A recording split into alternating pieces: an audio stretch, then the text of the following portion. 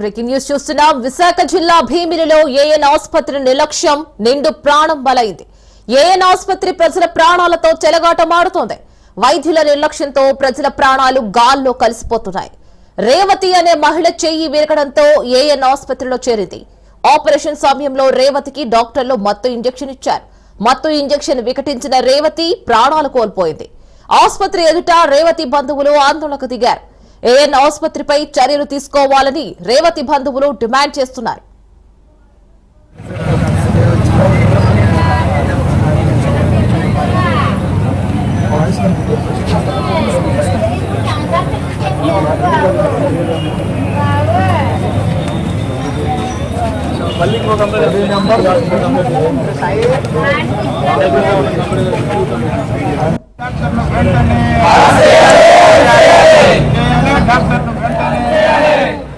జరగాలి రేవత్ కుటుంబానికి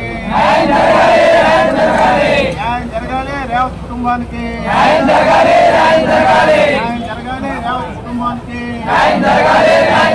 న్యాయం జరగాలి రేవత్ కుటుంబానికి వెంటనే డాక్టర్లు వెంటనే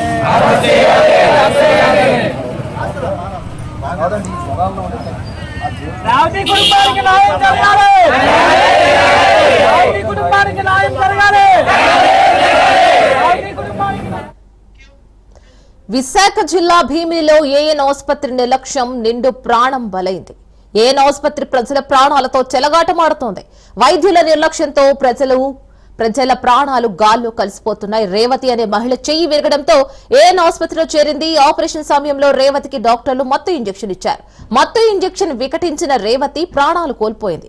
ఆసుపత్రి ఎదుట బంధువులు అందరూ కూడా డిమాండ్ చేస్తున్నారు. మరి దీనికి సంబంధించి మరింత సమాచారం మా ప్రతినిధి సూర్యప్రకాష్ అందిస్తారు. సూర్యప్రకాష్, మొత్తానికి డాక్టర్లు ఎక్స్పైర్ అయిన ఇంజెక్షన్ ని ఇంజెక్ట్ చేశారా, లేక అక్కడ ఏమైంది? ఇప్పుడు ప్రెసెంట్ అక్కడ ఉన్న ఏఎన్ ఆసుపత్రిలో ఉన్న అధికారులు ఏమంటున్నారు, డాక్టర్స్ ఏమంటున్నారు?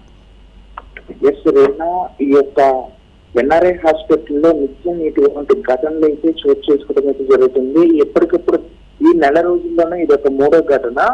ఒక విద్యార్థి అయితే ఆత్మహత్య చేసుకున్నాడు గత 22 రోజుల క్రితమే. అలానే ఒక టీచర్ వేధింపుల వల్ల ఆ విద్యార్థి ఆత్మహత్య చేసుకున్నాడు. అదే కళాశాలకు చెందిన విద్యార్థి.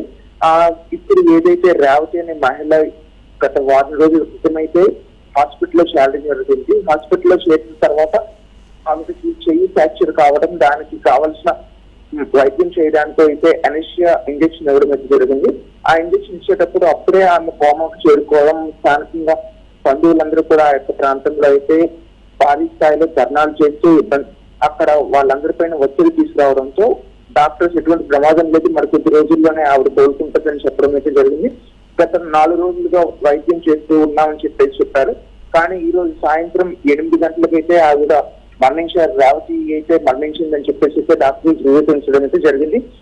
ఎప్పుడు 4 రోజులుగా కోమాలో ఉన్న ఆవిడ ఇప్పుడు అసలు నిన్న చనిపోయారా లేకపోతే ఎప్పుడు చనిపోయారన్న విషయం అయితే ఎప్పటికీ తెలియక ఎవరైతే రేవతి వాళ్ళ కుటుంబ సభ్యులందరూ కూడా ప్రస్తుతం ఎన్ఆర్ఐ కళాశాల అలానే హాస్పిటల్ ప్రాంతంలో అయితే భారీ స్థాయిలో ధర్నా చేస్తున్నారు.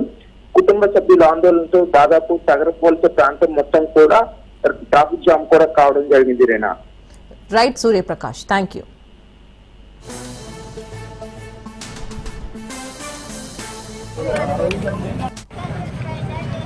ఎవరు